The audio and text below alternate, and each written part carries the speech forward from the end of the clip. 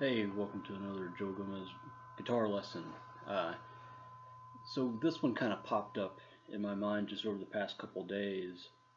Um, I was having a conversation with a student, and then also for myself, I had an audition.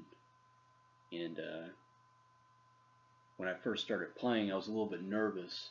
So it wasn't that I was playing notes wrong; they just didn't sound very good. Um, so talking about tone and sound quality on the guitar. And when you go back and think about it, all the other instruments really put time in to making sure that their sound comes out good. From piano players to saxophone players, so on. Uh, even drummers have to do it as well. It's all about feel, and so they get the correct sound and dynamic that they're aiming for.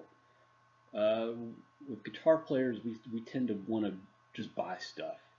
Um, we feel like our sound doesn't sound very good, so we want to buy a Les Paul, but we don't want to just buy an Epiphone Les Paul. We want to buy a Gibson Les Paul, and it needs to be from '58.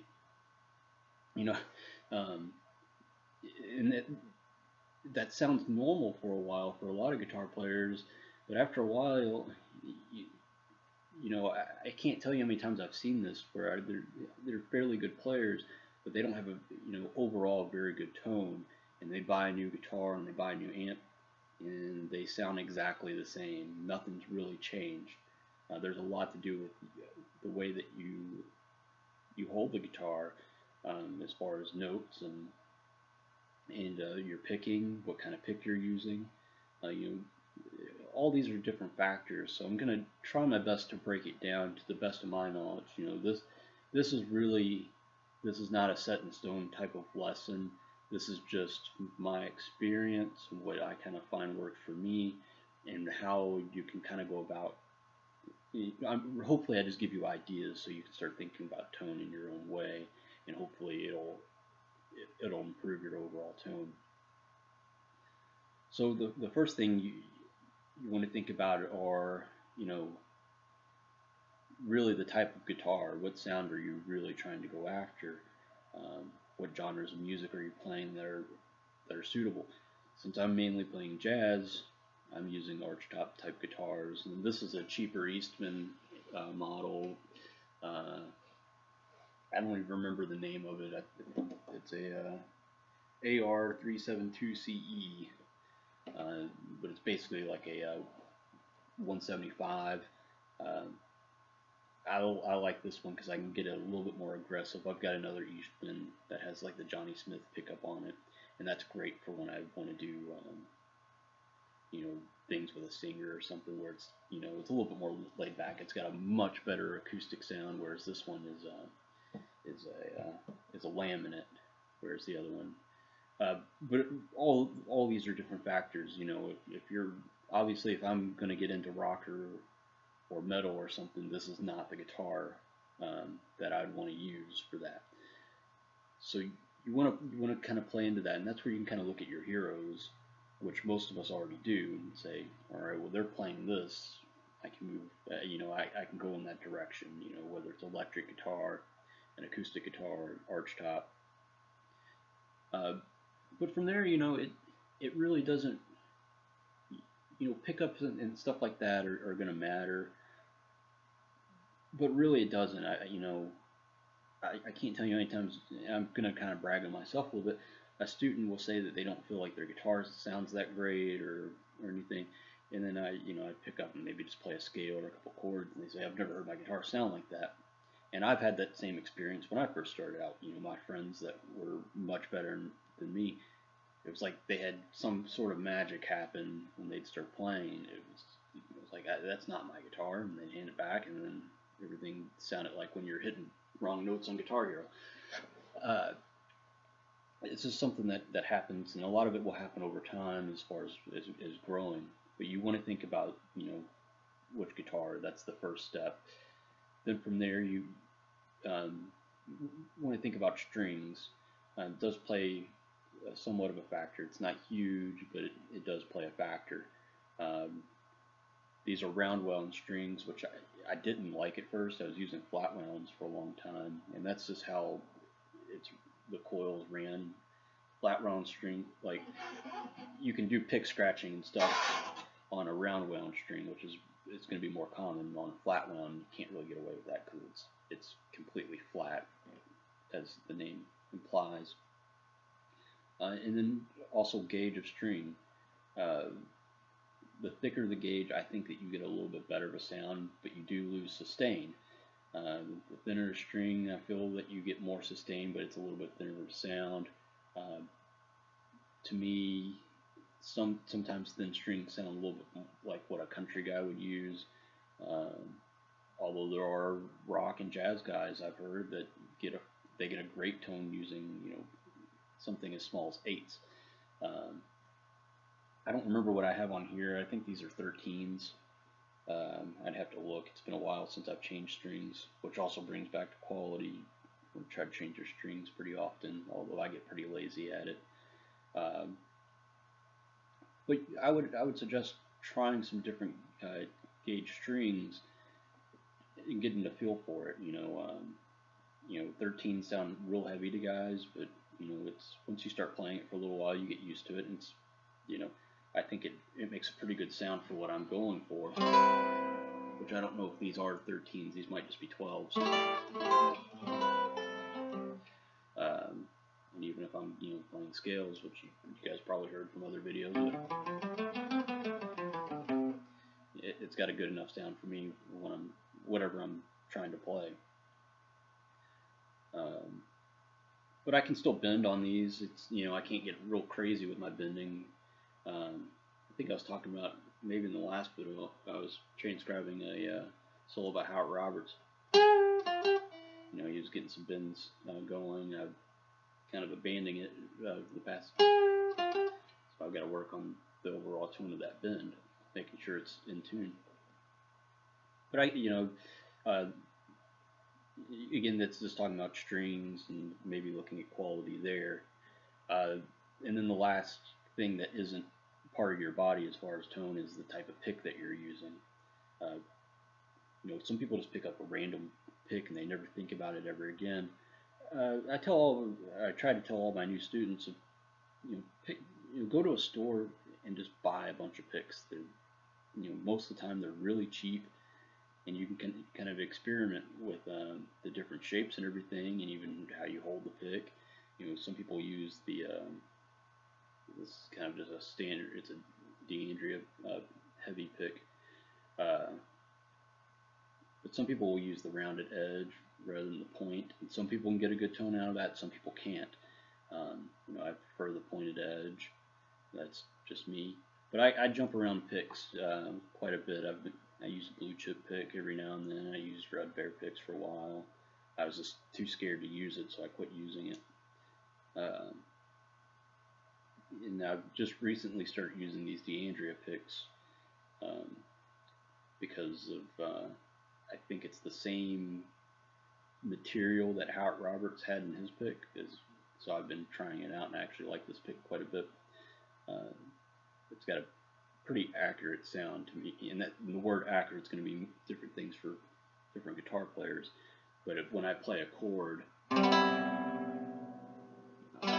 I can hear each individual string fairly well. That's what I mean by accurate.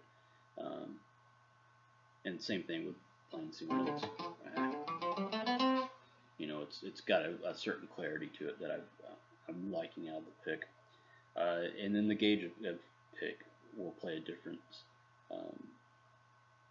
Generally, I like picks that are heavy.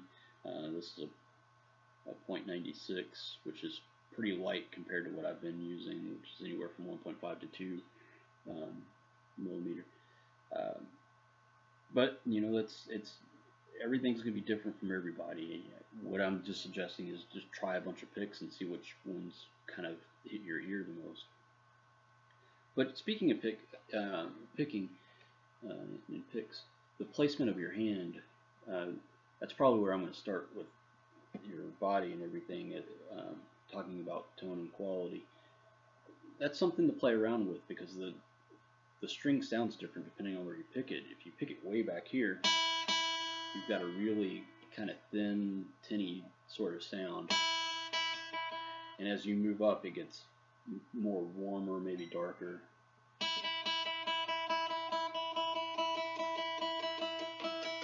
So hopefully in the video it's picking this up. So those all play a different in your overall tone and sound quality.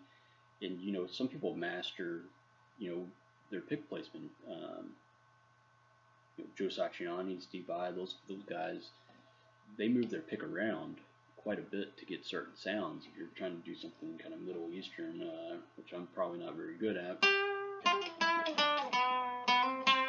you kind of get that, you know, pseudo sitar sound. And if you look at gypsy guitarists, they pick really far back usually to kind of get that sound. You know, and that's part of that genre of music. But definitely play around with that and let your ear tell you, you know, yeah, I like this sound better. And then start practicing, trying to aim at that area. I kind of find for myself most of the time I'm picking right between the two pickups, and then sometimes I look down and I'm way up here. So sometimes I think it just kind of happens naturally. And I think it depends on what you're doing, but I've noticed even when I'm comping chords, sometimes I end up, you know, actually on top of the fretboard. You know, I don't know what fret that is, but you can see from the video. Sometimes I end up there, because it makes a different sound with my chord as well.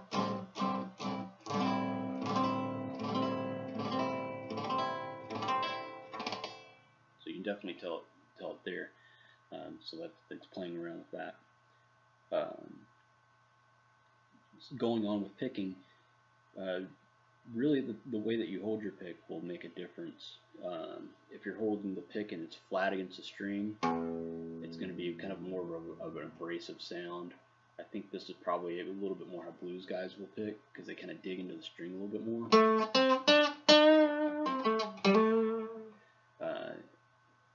It's a little bit more aggressive sounding.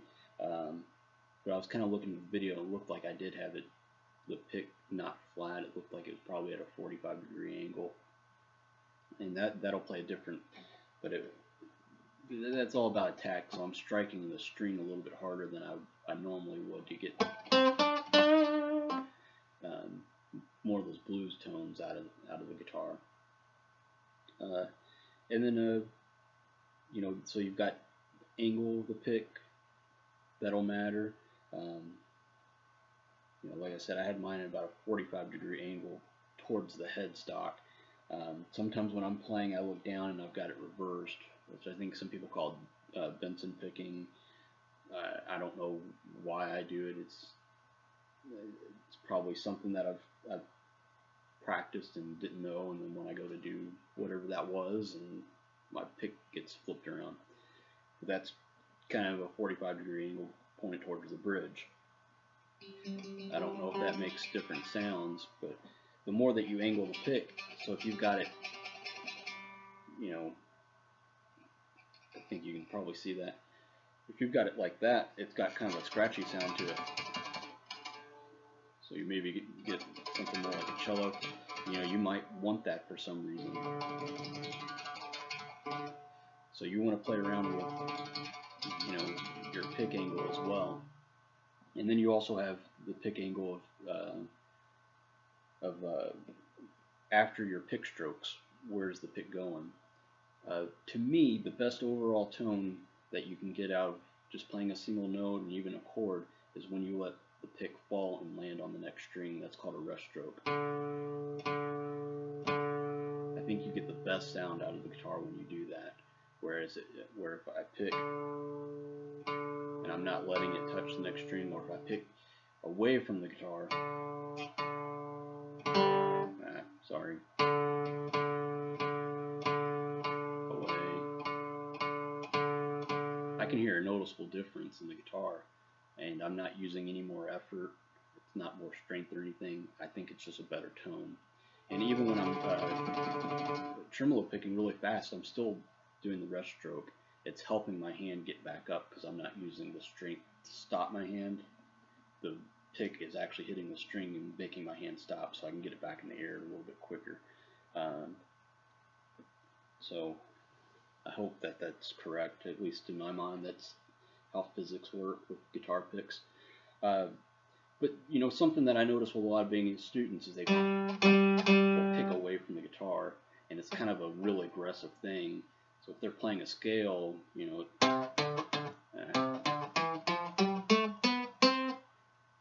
it doesn't sound very good to me. Now again, you might be able to use that in certain contexts, but if you're picking every pick stroke,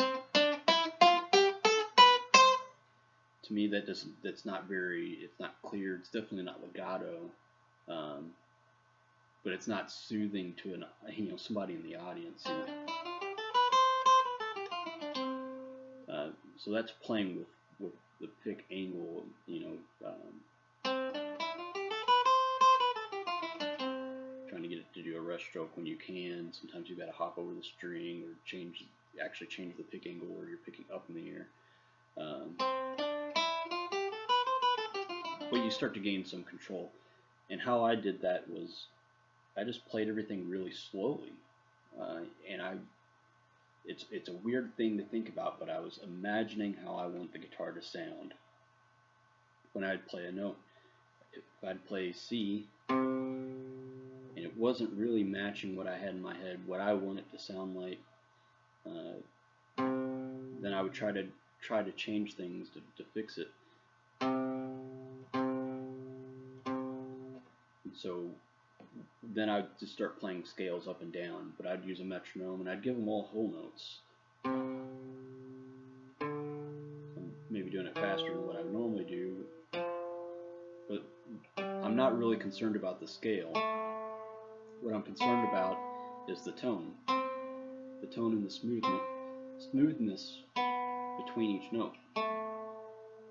I'm also listening for any extra noise, because I don't want to, you know, you might see that my hand does something different on certain strings. I know I do it on certain things where I'll use another finger as kind of a block to keep the string from ringing out, and I have to do that a little bit more because I don't brace my palm on the guitar.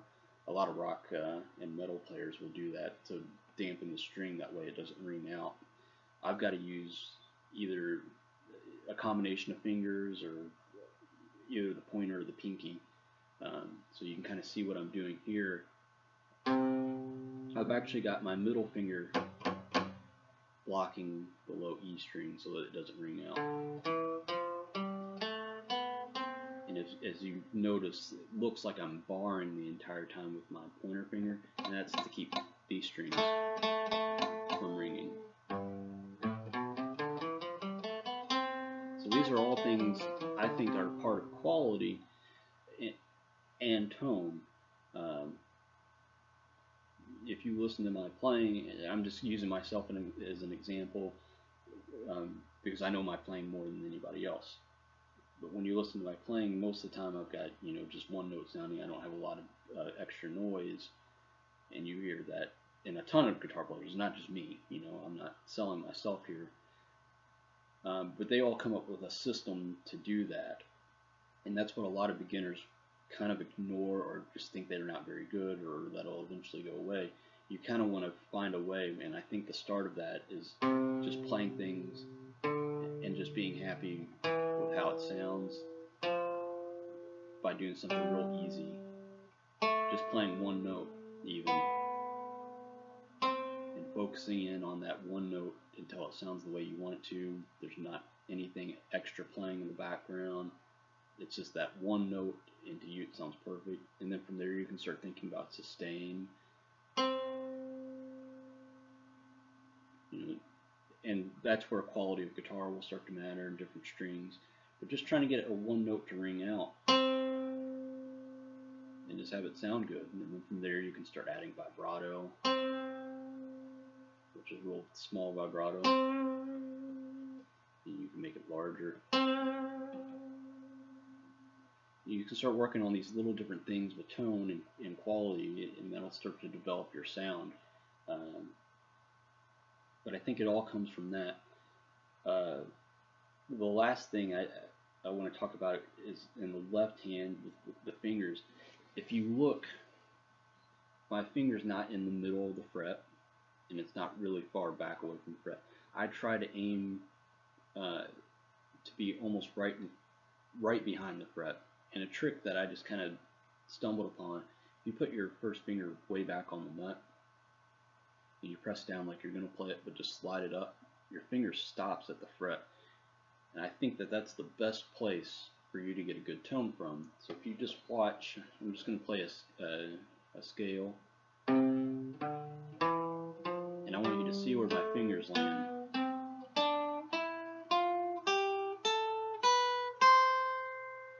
It should be, pretty close to the fret, almost in that perfect spot every time. And that's just something that I've practiced every time I do this. It's a very robotic movement. Even when I'm doing chords, I try to do the same thing. Now, it would be impossible on certain types of chords, but I try my best to keep it in that same area. But the movement's real robotic. My body's learned how to do that, and it knows how to do it efficiently and every time. It's pretty rare that I mess that up, although it does happen. Everybody has different days with how they're feeling and everything, what distractions they had, if they're talking at the time they're trying to play. But it's still things that I go back and think about, even when I'm playing fast and trying to do things, different things, even chord melodies, or just chords in general. It's the same thing when I was playing what I call cowboy chords. I wanted the perfect sound, as much as I could get.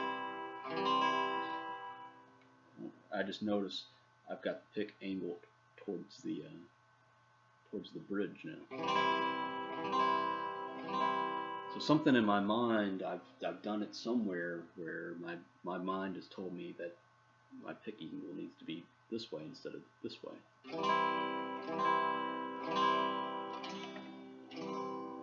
And that could be why it sounded louder. It's more mellow. I'm sure you can hear that in the video. Alright, so that's all things to do with quality and tone. Certain things I'm gonna want that. Sometimes I'm probably gonna want that more mellow tone. I'm not gonna, I want to be married to one or the other. I want to develop that, and it's something that will naturally happen and will naturally grow the more of a musician that you grow to be, when you're thinking about dynamics and you're thinking about how the song, what area do you want to bring up, or accent. The more, like I said, the more you grow as a musician, these things will start to happen naturally, but you have to be aware of it to practice these things. You could even get real meditative, I guess that's the right word about it, and really just try to pinpoint that perfect note for you. And even though I'm on an archtop, this applies to all guitars. Even if you're playing through a Marshall cabinet or a Marshall head and cabinet with a high gain, you can still do these same things to get the sound of the guitar that you're trying to get. There's something mental that you bring into your fingers and put a certain feeling into. That is, if you're just mindlessly playing the guitar and not really putting much thought into it, it's always going to sound like that. Whereas if you start to really try to make yourself part of the instrument, which is, I know it's really abstract and everything, but it start to try to make that connection between your mind and your fingers, and eventually it kind of melds into the strings, which melds into the notes. And so eventually it's more your mind is playing the notes which is really you, and it's all coming out in a certain way, which I think is what we ultimately try to do. But guitar players have sort of gotten lost into, I need to buy more gear, and that'll make me sound like a god. Which, you know, I've heard some guys play some real expensive stuff and they didn't sound very good, and I didn't want to break it to them. So,